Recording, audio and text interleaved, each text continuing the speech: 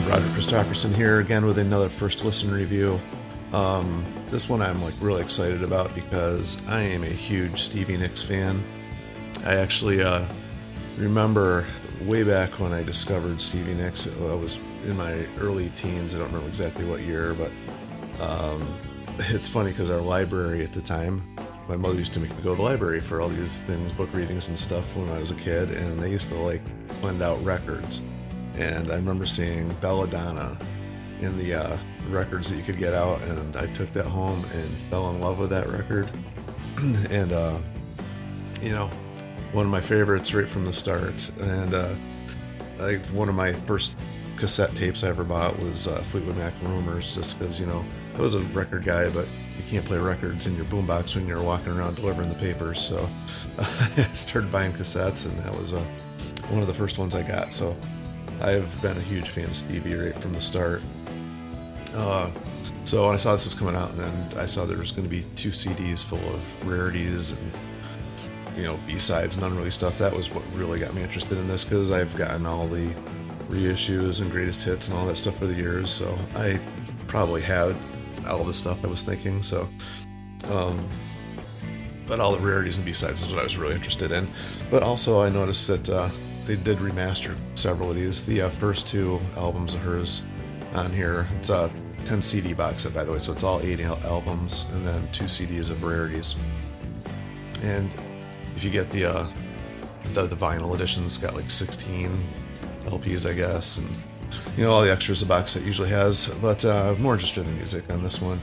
So the first one, Belladonna and the Wild Heart, in this collection are the 2016 remasters. So they didn't remaster those, but Rock a Little, Other Side of the Mirror, Street Angel, and Trouble in Shangri-La are all 2023 remasters. So I was like, okay, well, and I'd like to hear what the difference is there. And it was all done from the analog tapes too. It was not like a remaster of another master, which sometimes these remasters are, but not in this case. So anyway, first thing I did was went right to the Rarities albums, and this got several of the albums that were released from movie soundtracks, like Blue Lamp from the heavy metal soundtrack, and then it's got a couple other songs from some TV shows and stuff, and then some other stuff I actually didn't have. I had the 3 songs from the greatest hits that she released. Was Time Space that was called? Geez, I can't remember now.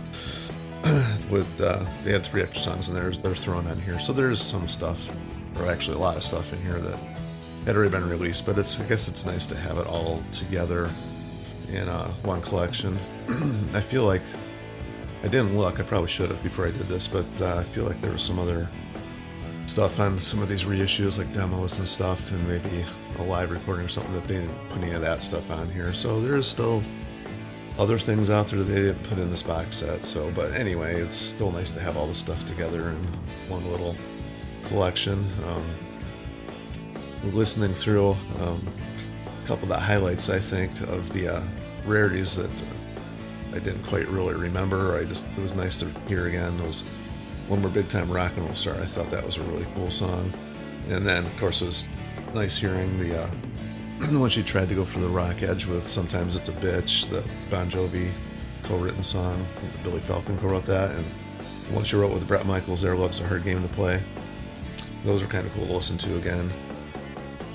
And then on the second CD, there's the Tom Petty's Free Fallin'. Her version of that's really cool. Although I still, always have to sing at the top of my lungs when I hear Tom Petty's version.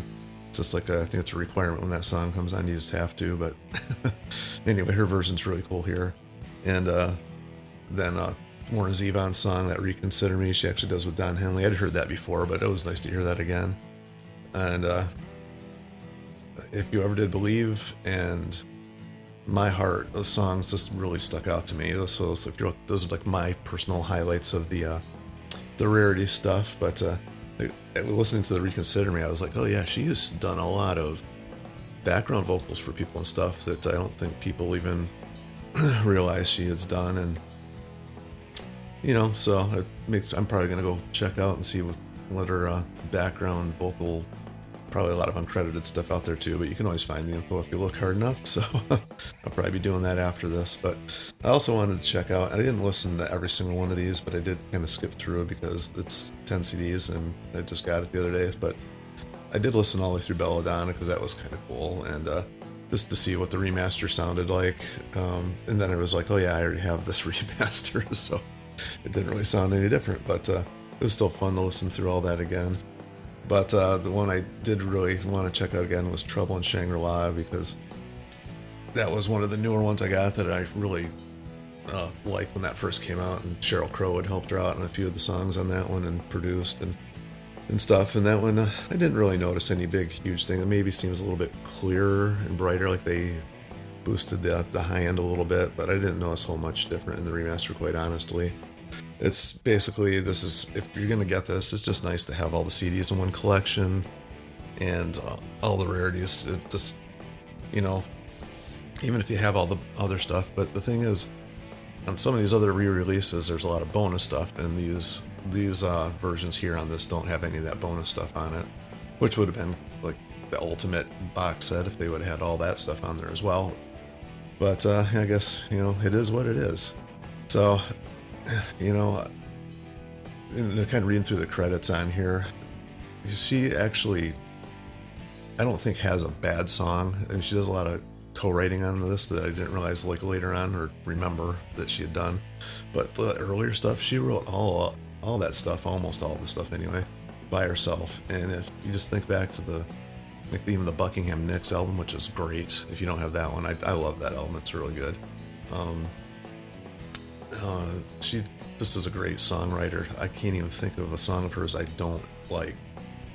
There's some that are just awesome and great and just stand above the rest, but I can't think of a bad song of hers. So anyway, so feel free to give me your opinions on Stevie Nicks as always, and like, share, subscribe, as I always have to ask. The comments lately have been amazing and I appreciate it all. But Stevie Nicks, one of my favorites. Not a bad thing to say about her at all. I really, really enjoyed listening to this, and I'm going to be popping the rest of these on for the rest of the weekend here and enjoying the rest of it. So until next time, see you.